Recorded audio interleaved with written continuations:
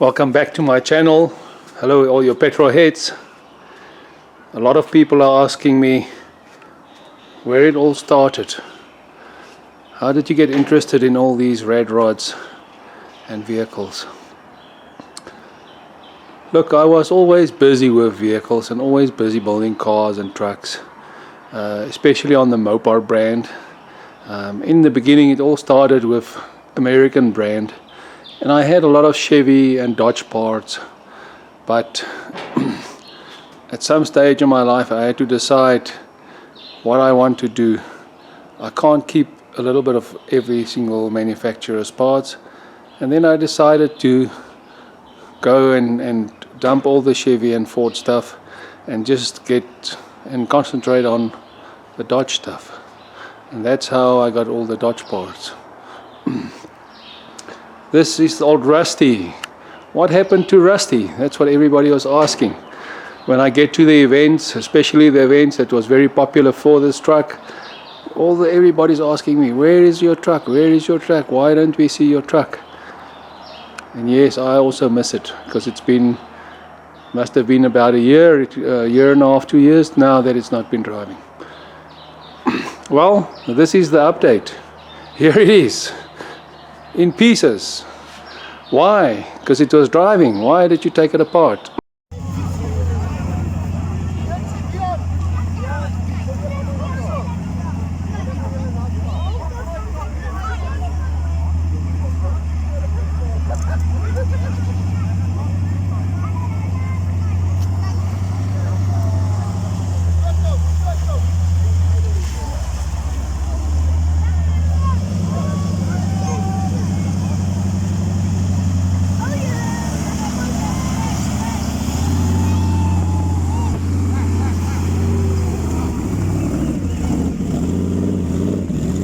So the main reason I took it apart was that the engine was getting a bit hot. I was struggling with the heat because I used to have the radiator mounted on the back here. You see this frame here? So the radiator was mounted there, which I believe is a bit of a dead spot. No matter what I did, you can see the holes there for the air. Whatever I did, I built scoops at the bottom to suck the air up from underneath, to direct the air onto the radiator. But no matter what I did, I always had an overheating problem with this vehicle. And mainly overheating on driving on the road, not slow driving. Then I had a fantastic system. I had the American Davis Craig controller in it with an additional electric pump that was mounted to the back close to the radiator. And I had a high flow aluminium water pump in front of the motor as well. So having the fluid from the back to the radiator to the engine was not a problem. But I think because of the wind, because the radiator not getting any wind direction through it, it overheated when I was driving on the road. So I decided to put the radiator in the front, and that's what I'm busy with now. Unfortunately, I never really catered for having the radiator in the front of the vehicle, so I had to move every single thing back because there was no space in the front. So as you can see here, this was the original gearbox mount. That was the original holes for it, so I moved that back about 100 millimeters. This is the transfer case. I moved that back a bit 100 millimeters so that I can fit the radiator in the front of the vehicle. Of course, the engine mountings I had to move back. Here you can see those are the original mounts. I moved that back 100 millimeters. So that is sort of all done now as terms of moving the radiator back. I'll just walk around quickly to the cab.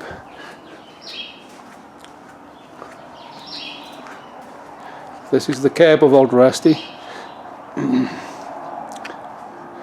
As you can see, we also worked on the firewall here. We also moved the firewall back. Beautiful cab this is as we picked it up in the veld with the rust and the patina very popular. If you look at all the bullet holes in here, if I come in here, see all the bullet holes in there. This is just as we picked it up in the veld.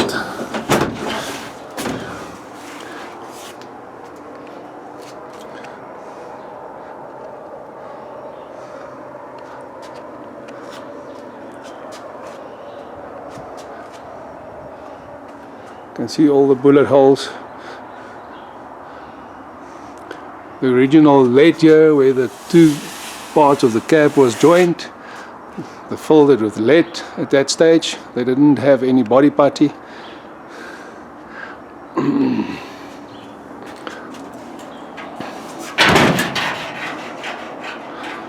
So how did it all start?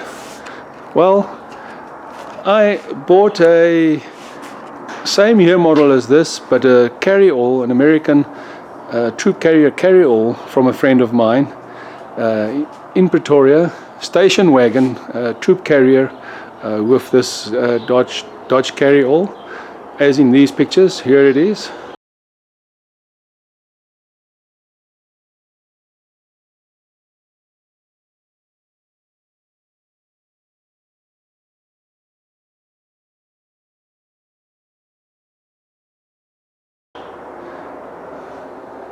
And I had this carry-all, and I had this idea of what I wanted to do with it, and it was so sad because I didn't want to do this with the carry-all, for the simple reason that this carry-all had so much character and it had such a story to it. This carry-all came all the way from, well, how it worked is, during the war, the United States gave 250,000 Land vehicles to the United Nations, and the carry-all was one of those vehicles that went there. This specific car went to England, and a couple, husband and wife, bought this carry-all in England after the war, and they traveled with this on auction, and they traveled with this carry-all all the way from England.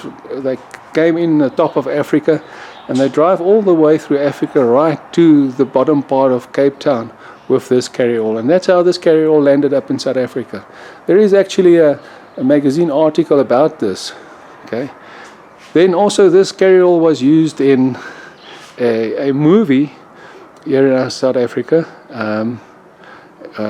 which is fantastic. And when I sanded down one of the doors, they actually painted the car, or the carry-all, the truck, this color, because they didn't want the military look from it.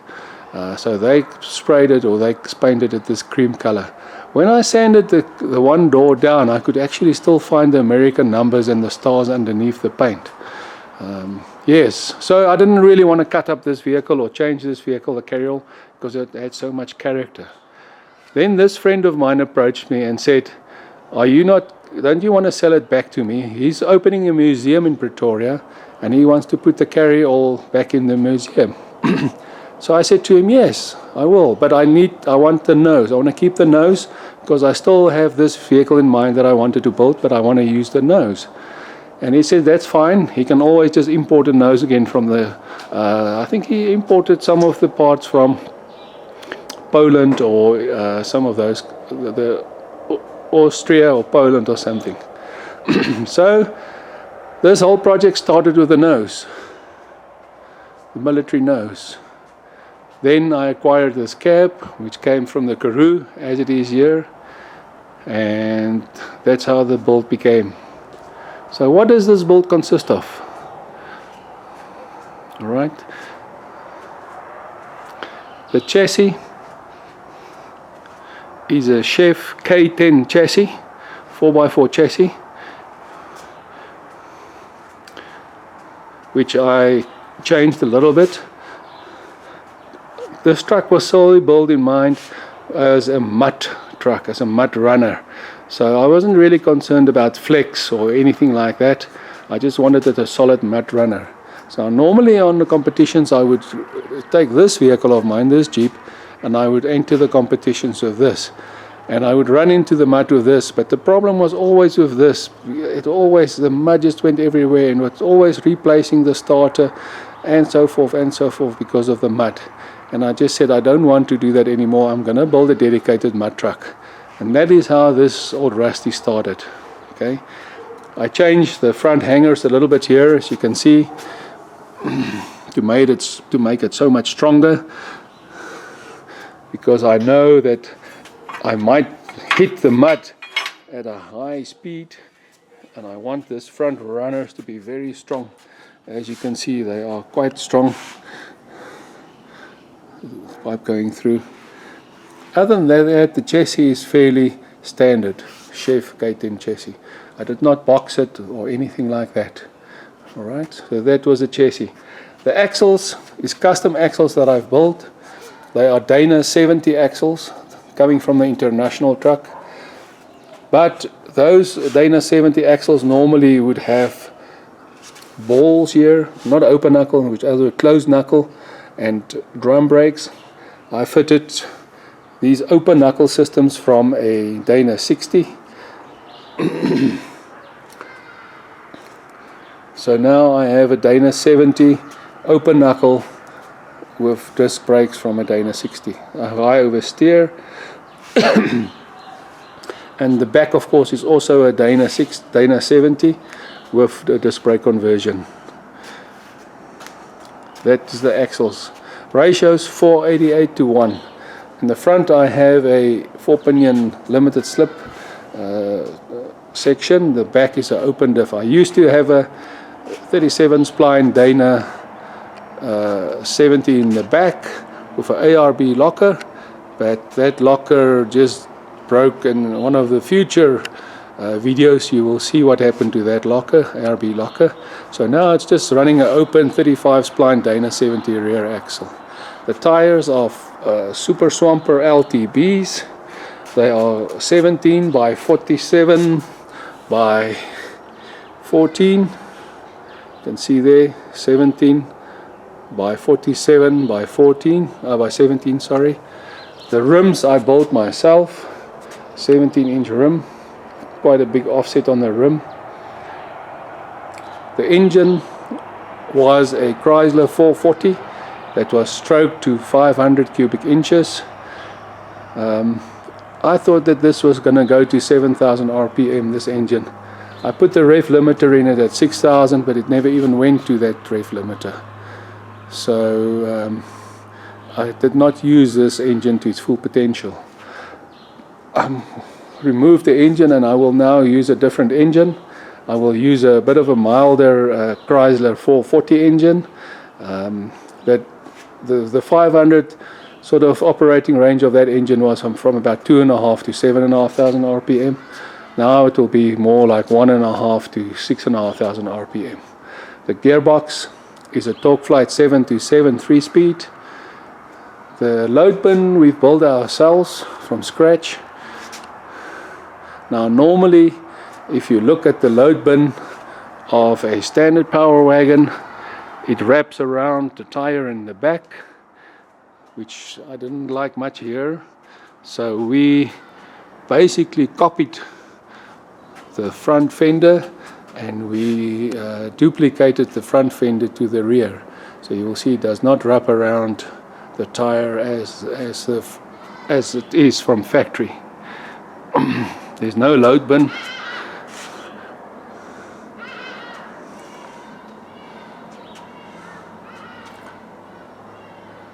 When this vehicle was assembled, it was a very quick build. We started it and we finished the build within 3 months because we had a timeline, a due date for an event, and we did actually got it done, but I didn't take it to the event, which was quite tragic. But yeah, it did push us to get the vehicle done. So it was done in 3 months. A lot of stuff I would have done differently, which I feel I want to do now. For a start now, if you have a look at the chassis, it's still the original red oxide as we left it. I would like to do something different with the paint on the chassis. Maybe just like a brown so it looks more rusty or something instead of just a red oxide. What are your guys' thoughts on this? Give me your in the comments below. What should I do with that? even the cab in the inside, I want to finish off a bit better. It was very unfinished in the front. So yeah, we are busy with this at the moment. At the moment, what is next year right now is that I am busy with the mounting for the transfer case lever for the shifter. Now this was the original shifter that mounted here, but because we have moved the whole cross member back, I have to make a longer one. So this is the longer one that's going to replace that one. It's only a little bit longer, but that's how much we need it to be longer, so that it can go through the original hole where in the cab where the shifter came out from the cab. So I'm busy with that, so I have to get that fitted and get this rod from the shifter, from the transfer case shifter. I have to get lengthened. I have to lengthen that, and then do a few odd things. Maybe just gusset this a little bit, one of the cab mounts. It seems like it's slightly sagged. I thought because I'm using such thick angle iron that it won't sag, but it does look like it's sagged a little bit. So I would like to do that a little bit, get that, and then maybe thinking on the chassis. Should I paint the chassis a little bit?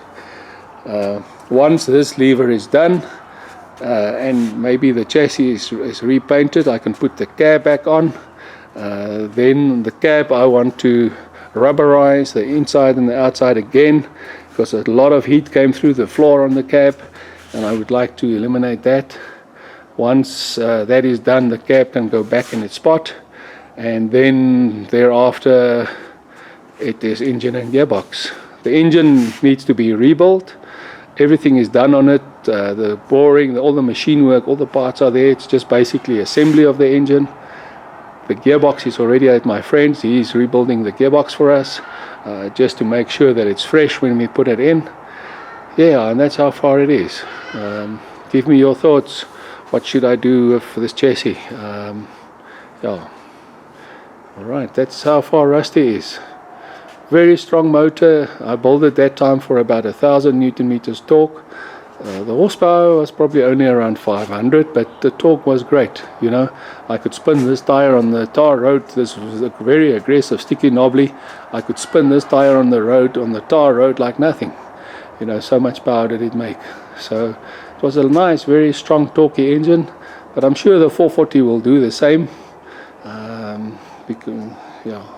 So that's where I am. As soon as I start working on this, I'll show you the progress of how we're working and then where we're going. Thank you. Enjoy. Bye-bye.